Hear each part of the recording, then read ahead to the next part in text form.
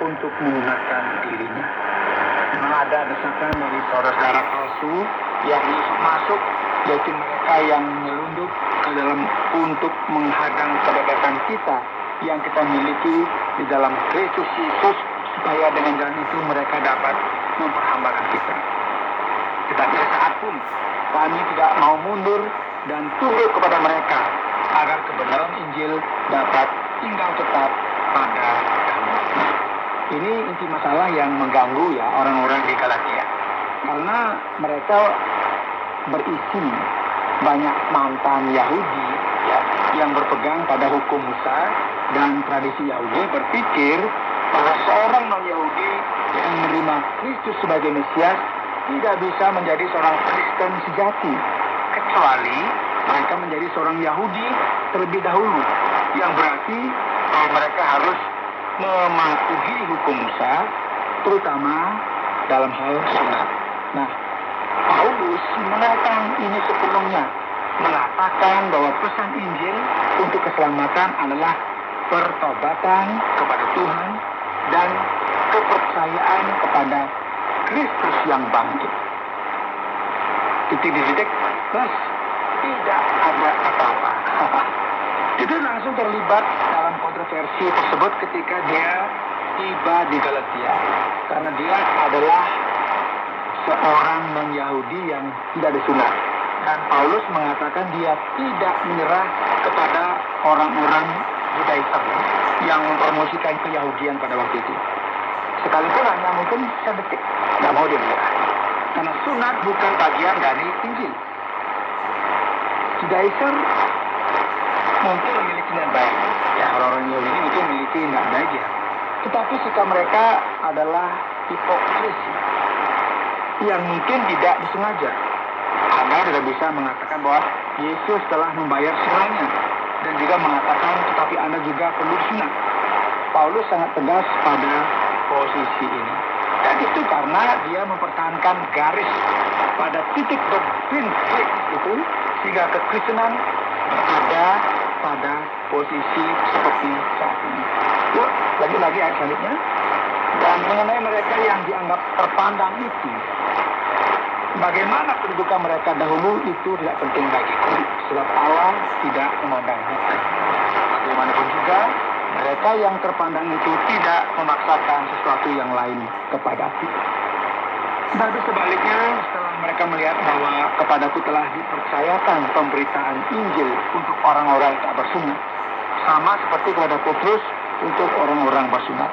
Karena ia yang telah memberikan kekuatan kepada Petrus untuk menjadi rasul bagi orang-orang bersunat, ia juga telah memberikan kekuatan kepadaku untuk orang-orang yang tidak bersunat. Dan telah melihat kasih karunia yang dianugerahkan kepadaku, maka Yakobus, Kefas, dan Yohanes yang dipandang sebagai satu guru jemaat berjabat tangan dengan aku dan dengan Barnabas sebagai tanda persekutuan, supaya kami pergi kepada orang-orang yang tidak bersunat dan mereka kepada orang-orang yang bersunat. Karena kami harus tetap mengingat orang-orang miskin, dan memang itulah yang sungguh-sungguh kuusahakan melakukannya. Jadi ini bagaimana Paulus menjadi rasul ya, yang sepenuhnya disetujui pada tingkat yang sama dengan Petrus, Yakobus, dan Yohanes. Kefas adalah nama yang dia gunakan untuk rasul Petrus. Tetapi waktu Kefas datang ke Antiokhia, aku berterus terang menentangnya, sebab ia salah. Wah, ini Paulus menuduh Petrus melakukan sesuatu yang salah di sini. Karena sebelum beberapa orang dari golongan Yakobus datang, ia makan sehidangan dengan saudara-saudara yang tidak bersunat. Tetapi setelah mereka datang, ia mengundurkan diri dan menjauhi mereka karena takut akan saudara-saudara yang bersunat. Dan orang-orang Yahudi yang lain pun turut berlaku munafik dengan dia, sehingga Barnabas sendiri turut terseret oleh kemunafikan mereka. Tetapi waktu kulihat bahwa kelakuan mereka itu tidak sesuai dengan kebenaran Injil, aku berkata kepada Kefas, lakukan mereka semua.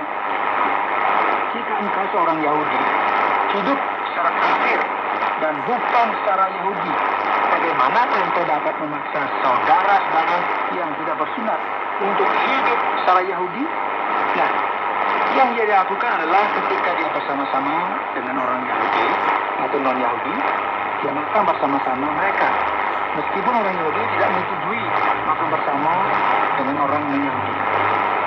Dia telah diperintahkan untuk melakukannya oleh Tuhan, seperti yang kita lihat dalam Kisah Para Rasul pasal 11. Tentang penglihatan selembar kain yang penuh dengan hewan yang tidak bersih untuk makanan. Petrus berkata, tidak Tuhan, saya tidak pernah makan sesuatu yang tidak bersih. Dan Tuhan berkata, apa yang telah aku sebut bersih, saya sebut tidak bersih. Jadi dia makan bersama orang-orang non-Yahudi untuk sementara waktu. Tetapi ketika pemimpin Yahudi yang utama, yang saat itu menjadi orang kunci ya, muncul di tempat kejadian, nah Petrus mundur dan tidak mau makan dengan orang-orang non-Yahudi karena takut apa yang mungkin dikatakan oleh orang-orang Yahudi. Ini itu telah mengajukannya yang seringkali dilakukan oleh orang-orang berdosa. Dan dia mungkin tidak bermaksud untuk menjadi munafik, tapi kenyataannya ya, dia tidak memiliki keyakinan yang cukup untuk berdiri teguh pada syarat-syarat injil yang menjadikan semua orang percaya itu sama. Itulah sebabnya Paulus menegur Petrus dan menegaskan bahwa semua pemimpin, baik mereka dari latar belakang Yahudi atau bukan Yahudi, akan makan bersama sebagai kesaksian bahwa dalam Kristus semuanya bersatu. Kita lanjut ayat 15. Menurut kelahiran kami adalah orang Yahudi dan bukan orang berdosa dari bangsa-bangsa lain. Kamu tahu bahwa tidak seorang pun yang dibenarkan oleh karena melakukan hukum Taurat, tetapi hanya oleh karena iman dalam Kristus Yesus. Sebab itu kami pun telah percaya kepada Kristus Yesus supaya kami dibenarkan oleh karena iman dalam Kristus dan bukan oleh karena melakukan hukum Taurat. Sebab tidak ada seorang pun yang dibenarkan oleh karena melakukan hukum Taurat. Tetapi jika kami sendiri sementara kami berusaha untuk dibenarkan dalam Kristus ternyata adalah orang-orang berdosa, apakah hal itu berarti bahwa Kristus adalah pelayan dosa? Sekali-kali tidak. Karena jika aku membangun kembali apa yang telah terombak, aku menyatakan diriku sebagai pelanggar hukum Taurat. Sebab aku telah mati oleh hukum Taurat dan untuk hukum Taurat, supaya aku hidup untuk Allah. Aku telah disalibkan dengan Kristus. Namun aku hidup, tetapi bukan lagi aku sendiri yang hidup, melainkan Kristus yang hidup di dalam aku. Dan hidupku yang kuhidupi sekarang di dalam daging adalah hidup oleh iman dalam Anak Allah yang telah mengasihi aku dan menyerahkan dirinya untuk aku. Aku tidak menolak kasih karunia Allah. Sebab sekiranya ada kebenaran oleh hukum Taurat, maka sia-sialah kematian Kristus. Ini inti dari Kristen aja. Kebenaran dengan Tuhan datang melalui iman kita masing-masing